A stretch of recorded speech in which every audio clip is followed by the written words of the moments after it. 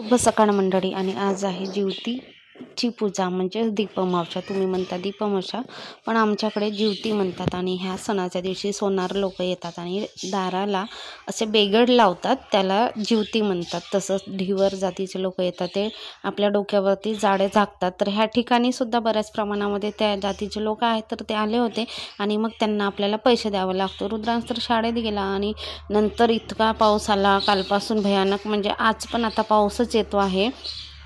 आणि आम्हाला जिवतीच्या दिवशी सासूबाईंनी गावाला बोलवलं होतं, पण पावसामुळे आम्हाला काही जाता आलं नाही. जिवती म्हणजे लहान मुलांचा सण असतो.